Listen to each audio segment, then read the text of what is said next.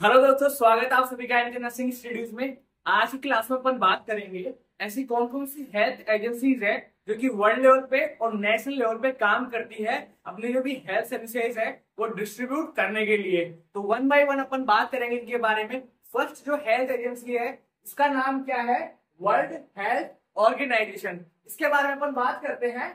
WHO world Health organisation है, उसके लिए क्या शॉर्ट फॉर्म यूज बोली जाती है? WHO की यूनिवर्सल शॉर्ट फॉर्म है। जब भी आप WHO बोलोगे इसका मतलब यही है कि आप किसके बारे में बात कर रहे हो? वर्ल्ड हेल्थ ऑर्गेनाइजेशन के बारे में बात कर रहे हो। इसके अंदर जाने, WHO is a specialised agency of the United Nation. जो यूनाइटेड नेशंस है उनकी एक स्पेशल हेल्थ एजेंसी है। कौन? WHO, जो कि किसके रिगार्डिंग काम करती है? हेल्थ सर्विसेज प्रोवाइड करवाने के रिगार्डिंग काम करती है। आगे अपन बात करें, it was organized in 1948 to achieve the highest possible level of health for all people। इसका मतलब ये है कि इसका एस्टैब्लिश कब किया गया? 1948 में इसको एस्टैब्लिश किया गया। क्यों एस्टैब्लिश किया गया? कि अगर एक जो भी पीपुल्स है उनको highest level of health provide करवाने के लिए, ठीक है, ये सब कुछ अचीव करने के लिए वर्ल्ड हेल्थ ऑर्गेनाइजेशन को एस्टैब्लिश किया गया। नेक्स्ट अपन बात करें, more than 150 countries are members of WHO and help to finance the financial requirement the health care activities around the world। तो जो WHO है उसके साथ कितनी कंट्रीज जुड़ी हुई है? 150 कंट्रीज उसके साथ जुड़ी हुई है।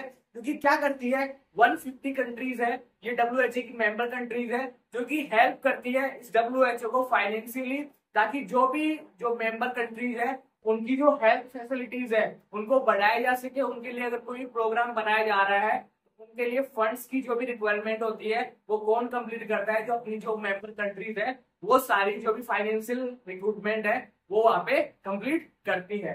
नेक्स्ट अपन बात करें कि जो WHO वो इंडिया में कैसे काम करता है, तो इसके अंदर अपन बात करें WHO also active in nursing education and practice in A number of ways in India.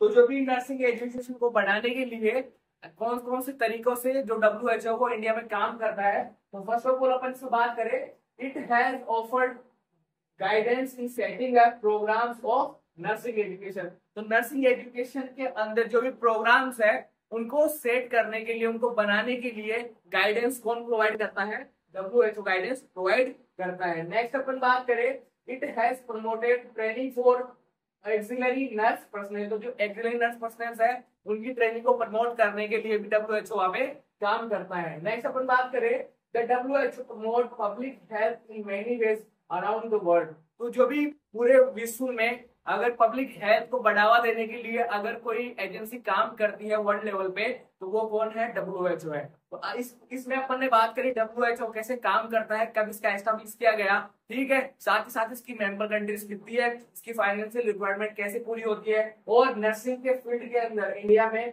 WHO कैसे काम करता है। तो अपन ने बात करी कि नर्सिंग एजुकेशन के अंदर कोई भी प्रोग्राम लाना है उसके लिए जो भी गाइडेंस देंगी वो WHO देगा। साथ ही साथ जो एक्सिलरी नर्स पर्सनल्स है उनको अगर प्रमोट करना है, उनकी प्रैक्टिस को बढ़ाना है, उनकी ट्रेनिंग देनी है उनको, तो उसके लिए भी WHO काम करता है। साथ ही साथ पब्लिक हेल्थ को प्रमोट करने के लिए ऑल ओवर द वर्ल्ड अगर कोई एजेंसी काम करती है तो वो कौन है?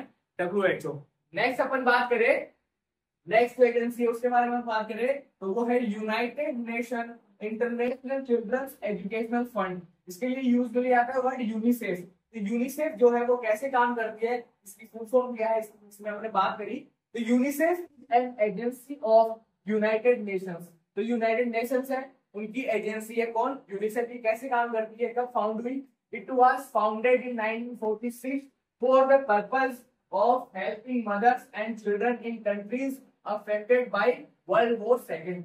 तो इसको कब बनाया गया, कब एस्टेब्लिशमेंट हुआ इसका? ये हुआ 1946 के अंदर। क्यों? इसका पर्पस क्या था बनाने का, इसका एस्टेब्लिश करने का पर्पस था कि जो भी वर्ल्ड वॉर सेकेंड के अंदर जो भी कंट्रीज इन्वॉल्व हुई थी उसके अंदर जो मदर्स थी, जो चिल्ड्रंस थे, उनकी हेल्थ को बेनिफिट पहुंचाने के लिए, ठीक है, उनकी हेल्थ को प्रमोट करने के लिए जो भी ऑर्गेनाइजेशन बनाया गया उसका नाम क्या था?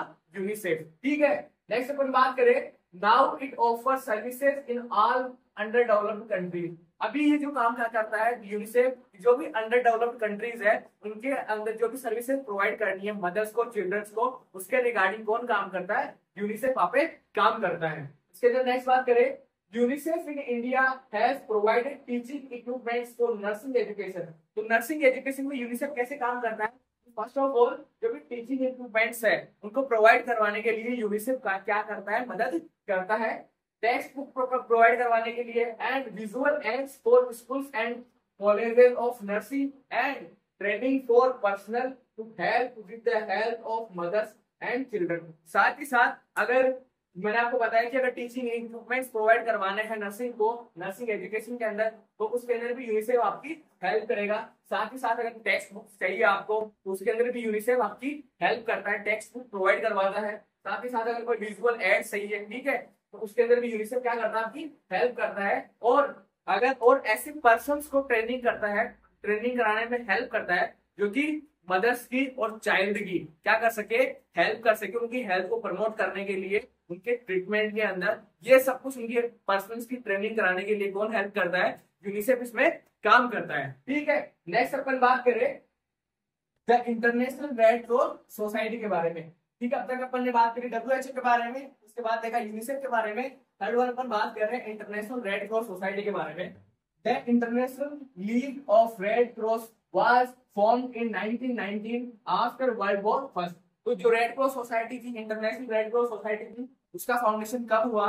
1919 में, जब वर्ल्ड वॉर फर्स्ट चल रहा था, उसके बाद में रेड क्रॉस सोसाइटी का एस्टेब्लिशमेंट किया गया। ठीक है, ये कैसे काम करती है? It works closely with national societies during times of national disaster.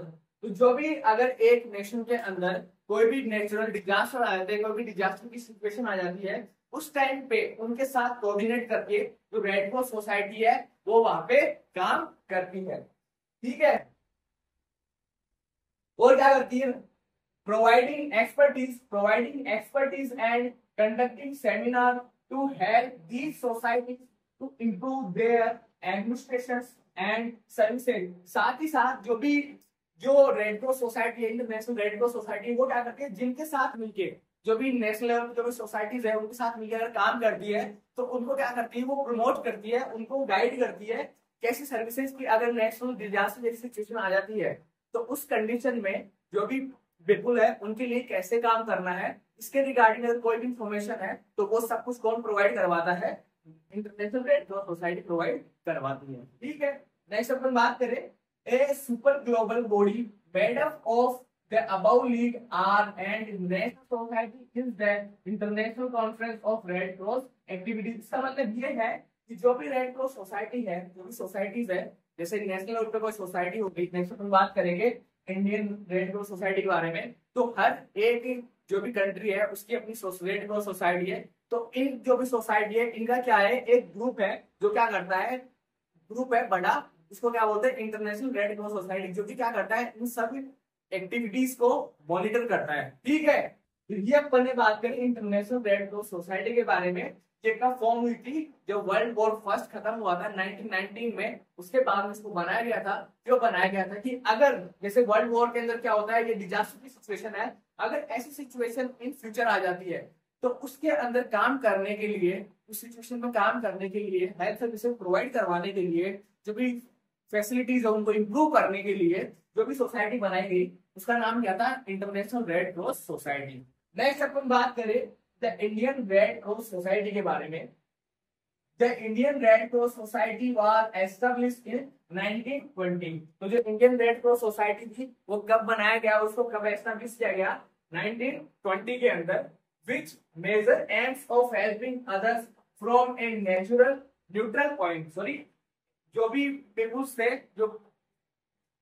जो भी पीपुल्स थे उनको क्या करा गया कि उनकी हेल्थ को प्रमोट करने के लिए न्यूट्रल लेवल पे, ठीक है, सबको एक इस तरीके से मेंटेन करने के लिए, हेल्थ को मेंटेन करने के लिए एक सोसाइटी बनाई गई इंडिया में कब? 1920 में। तो वो क्या काम करती थी है, उसका मेन जो एम था वो क्या करना था? सबको, जो भी पीपुल है उनको सबको न्यूट्रल पॉइंट पे क्या करना? उनकी हेल्प करना। It given relief to needy and suffering people at time of major disasters and in the time of war। इसका मतलब ये था कि इसका मेन फोकस कब रहता था काम करने का, जो इंडियन रेड क्रॉस सोसाइटी है उसका मेन फोकस कब रहता था कि जैसे अगर कोई नेचुरल डिजास्टर की सिचुएशन आ गई या फिर कोई वॉर की सिचुएशन आ गई, उस टाइम पे जो भी सफरिंग पीपुल है, उससे जो सफर पीपुल कर रहे हैं, उनको क्या करना, हेल्थ सर्विसेज प्रोवाइड करवाना, ये इंडियन रेड क्रॉस सोसाइटी का मेन एम था। ठीक है, नेक्स्ट अपन बात करें एम के बारे में। इसका एम क्या था, प्रिवेंशन ऑफ डिजीजेस, जो भी डिजीज है उनको प्रिवेंट करना, प्रमोशन ऑफ हेल्थ, जो हेल्थ है उसको प्रमोट करना, and care of the sick in any kind of situation, साथ ही साथ किसी भी तरह की सिचुएशन में जो इल पर्सन है उनकी केयर करना इस रेड क्रॉस सोसाइटी का मेन एम था। आगे अपन बात करें फंक्शन के बारे में, give financial aid to social welfare institution, साथ ही साथ इसका जो मेन फंक्शन है वो क्या है कि जो भी सोशल वेलफेयर इंस्टीट्यूशंस है उनको फाइनेंशियल हेल्प प्रोवाइड करवाना ताकि वो सही तरीके से काम कर सके। नेक्स्ट अपन बात करें operate blood bank through out India, साथ ही साथ ऑल ओवर इंडिया के अंदर जो भी ब्लड बैंक्स है उनको रन करना, उनके लिए उनको ऑपरेट करने के लिए हेल्प प्रोवाइड करवाना, ये भी किसका काम था, इंडियन रेड क्रॉस सोसाइटी का काम था। नेक्स्ट अपन बात करें इट टीचेस फर्स्ट एड, साथ ही साथ जैसे अगर कोई सिचुएशन ऐसी हो जाती है, कोई वॉर की सिचुएशन हो गई, कोई डिजास्टर की सिचुएशन हो गई, तो जो भी पीपल है उनको क्या करना, फर्स्ट एड के बारे में बताना कि ऐसी सिचुएशन में क्या होगा कि आप पर्सन्स को कैसे फर्स्ट एड प्रोवाइड करवा सकते हो। ठीक है, फर्स्ट एड आप उनको अगर प्रोवाइड करवा दोगे तो उनकी हेल्थ को रिकवर करना थोड़ा इजी हो जाएगा, ऐसी सिचुएशन में किस तरीके से काम कर सकते हैं। ठीक है, अगर आप उनको फर्स्ट एड प्रोवाइड करवाएंगे तो आपका मैन पावर तो बढ़ेगा, साथ में उनकी भी रिकवरी थोड़ी जल्दी हो जाएगी। ठीक है, तो ये था आज का हमारा टॉपिक। इसमें अपन ने बात करी कि ऐसी कौन कौन सी हेल्थ एजेंसीज है जिनके through all over the world या फिर नेशनल लेवल पे हेल्थ सर्विसेज प्रोवाइड करवाई जाती है। आई होप आप लोगों को ये टॉपिक समझ में आया होगा। मिलते हैं नेक्स्ट क्लास में नए टॉपिक के साथ, तब तक बने रहिए हमारे साथ। Thank you so much.